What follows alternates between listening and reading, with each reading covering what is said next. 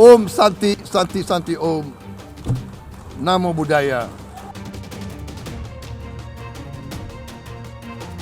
संयुक्त राष्ट्र महासभा में मंगलवार को एक दिलचस्प वाक्य हुआ। सोशल मीडिया से लेकर वर्ल्ड मीडिया तक इसकी चर्चा है।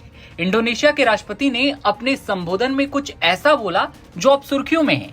दरअसल सबसे बड़े मुस्लिम देश के राष्ट्रपति ने हिंदू धर्म के ओम शब्द का उच्चारण किया। इंडोनेशिया के राष्ट्रपति प्रोबोवो सुबियांतो ने अपने संबोधन का समापन ओम शांति ओम के साथ किया। जी हाँ, ओम शांति ओम। उन्होंने महासभा में दुनिया के नेताओं से एक साथ मिलकर काम करने की अपील की। उन्होंने ओम स्वास्तिअस्तु भी कहा, जिसका अर्थ है आप धन्य और सुरक्षित रहें। Om Santi, Santi, Santi Om. Namo Buddhaya. Thank you very much. May God bless us all. May peace be upon us. Thank you very much.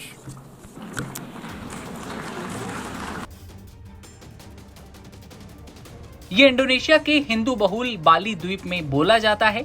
Subianto ने अपनी स्पीच ओम शांति ओम के साथ ही नमो बुद्धाय और यहूदी अभिवादन शालोम भी कहा। इस दौरान इंडोनेशियाई राष्ट्रपति ने इजराइल के समर्थन में बड़ा बयान दिया। संयुक्त राष्ट्र महासभा को संबोधित करते हुए इंडोनेशिया के राष्ट्रपति प्रोबोवो सुबियांतो ने कहा कि दुनिया को इजराइल के सुरक्षित जीवन जीने के अधिकार का सम्मान करना चाहिए। उन्होंने इजराइल को मान्यता देने की भी वकालत की। इंडोनेशिया दुनिया का सबसे ज्यादा मुस्लिम आबादी वाला देश है। इजराइल के साथ उसके कोई राजनयिक संबंध नहीं है। सुबियांतो ने कहा कि हमें इजराइल को भी मान्यता देनी चाहिए, उसका सम्मान करना चाहिए और उसकी सुरक्षा की गारंटी भी देनी चाहिए। तभी हम वास्तविक शांति हासिल कर सकते हैं। उन्होंने ये भी कहा कि इंडोनेशिया उसी दिन इजराइल को मान्यता देगा जिस दिन यहूदी देश फिलिस्तीन को मान्यता देगा।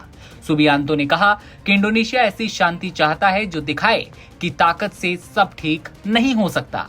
उन्होंने जोर देकर कहा कि इंडोनेशिया एक बार फिर फिलिस्तीन समस्या के द्विराष्ट्र समाधान के प्रति अपनी प्रतिबद्धता दोहराता है। केवल इसी से शांति स्थापित होगी। हमें फिलिस्तीन के लिए देश का दर्जा सुनिश्चित करना होगा और हम इजराइल की सुरक्षा की सभी गारंटी का सपोर्ट करेंगे। इसके साथ ही उन देशों की तारीफ की जिन्होंने हाल ही में फिलिस्तीन को मान्यता दी है। सुबियांतो ने इसे इतिहास के सही पक्ष में कदम बताया। इसके साथ ही इंडोनेशिया ने गाजा में शांति के लिए अपनी सेना भेजने के लिए भी समर्थन दिया। उन्होंने कहा, अगर संयुक्त राष्ट्र सुरक्षा परिषद और ये महान सभा तय करती है तो इंडोनेशिया गाजा में शांति सुनिश्चित करने में मदद के लिए अपने 20,000 से भी ज्यादा बेटे बेटियों यानी कि सैनिकों को तैनात करने के लिए तैयार है। उन्होंने कहा कि इंडोनेशिया यूक्रेन, सूडान या लीबिया सहित अन्य जगहों पर भी शांति सैनिक भेजने को तैयार हैं।